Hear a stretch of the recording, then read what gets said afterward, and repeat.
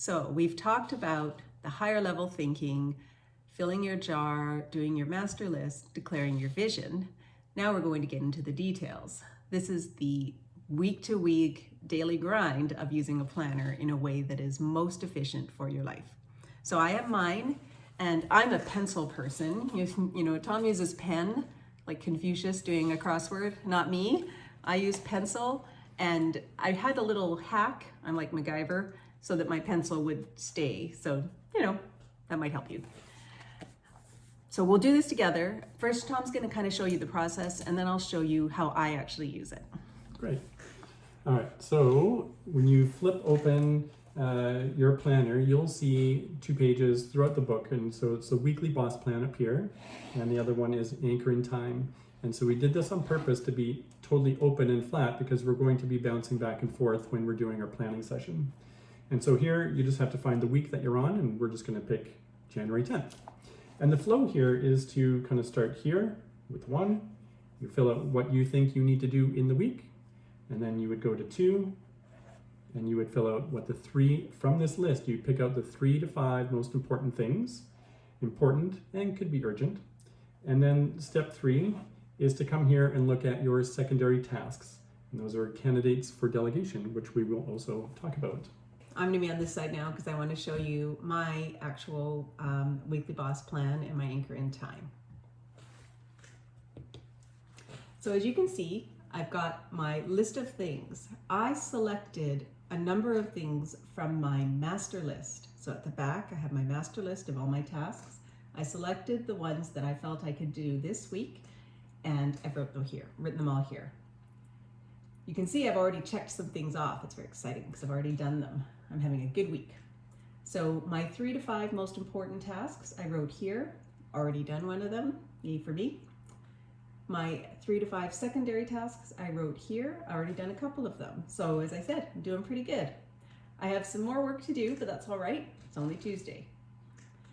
The next thing I do after I've done these first 3 steps is I move over to my anchor in time page. So if you've done the GID course, you will know that you will think of this as time blocking, but it's really just that anchor in time that we've talked about. So I include all of the things on my schedule that are on my weekly boss list. Some of them, like I always have clients on Wednesdays. This is the kind of thing that I was mentioning earlier. I don't need to put that on my master list. I don't need to put that on my boss plan. It happens every week. So it's a waste of time to write that down. I just block it off. But I definitely have moved certain things from here, and I've actually scheduled them here to make sure they happen. All right, so that's kind of the first few steps that you kind of showed, how to kind of get your anchor in time started and all those meetings. But so if I have that example that I have where I'm building that part of the shed, right, with my garage, so how would I kind of go about doing that as an example? That's a great question. So that's a big task that would need to be chunked. So on our weekly boss plan page, we actually have a chunking and a delegating section for just such a thing. So if I had built a garage up here, and maybe it was an important task, and so I'd put it here, I would want to chunk that here. So you can see on mine, I actually chunked one of my tasks, which was an assessment. But if we were to do the garage, the bigger task would be build the garage, and then the smaller tasks might be, what, Tom? Well, the smaller task for that would be definitely just buying the wood, buying the materials. I would even probably put in there shopping for stuff, because I'm sure if I go to one hardware store, not everything's going to be there. And a bit of a design. I probably should, plan out some sort of a design of what I want, and not just put it all in my head and then hope for the best. Yeah, and he may have to make sure that he is allowed to build something in his municipality. He may have other steps that he has to do. So we would put those steps on that chunking page. We would put the small steps here. We'd write them all down, and that would help us decide if all of the steps can be scheduled in the week, including on the weekends, or if we'd actually have to move some of those steps to the following week. Because you can see down below, as we go through our week, If we don't get a task done, we'll write it here. This is the moved forward section. Don't feel bad if you end up putting things down here. I do all the time. Remember, it's only Tuesday, so I haven't had to put anything here yet, but I would not be at all surprised if some of the tasks from up here don't get done and end up down here. That's life. The other thing I'll point out is, as my week goes on, sometimes things happen. A client might ask me for an urgent report, or I have an urgent administrative meeting for the board that I sit on. That's what this section's for. It says new ideas, don't forget.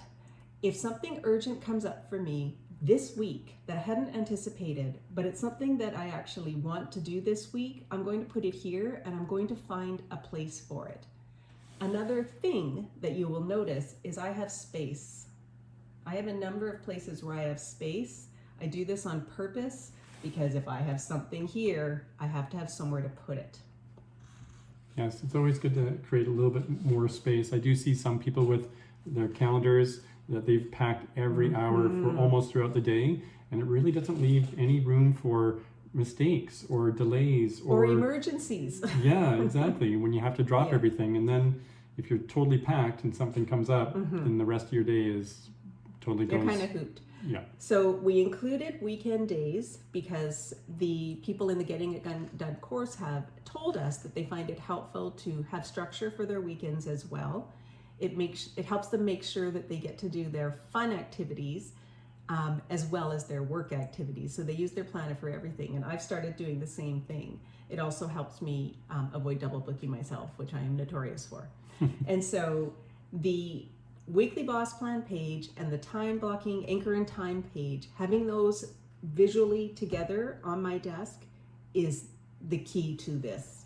It offers me the executive function cues and supports that I need to really help keep my flow of my thinking. Yeah, you when you were demonstrating that there, you really bounced back and forth between both pages, which is why we wanted it flat, open, so you could do that bouncing without flipping pages all the time with your hand. Because if I have to flip back and forth all the time, my working memory is not very good. I will forget, and then I have to go back and remember what I was thinking, and then I've forgotten it again by the time I get there. It's just very frustrating. This is what I didn't like about other planners. If they had a planning section, it wasn't anywhere near where I needed it. And so one of the keys, one of the psychology-driven things that I have tried to build in, and we've put here to have it like this, is the information that we need is where we need it, when we need it. That's why this works. And that's what we talk about with the cues, right? Where this is what we feel is more of an actual planner. It helps you plan as opposed to, and it gives you the cues to plan, as opposed to just being lots of blank space that you have to figure out how to fill in yourself.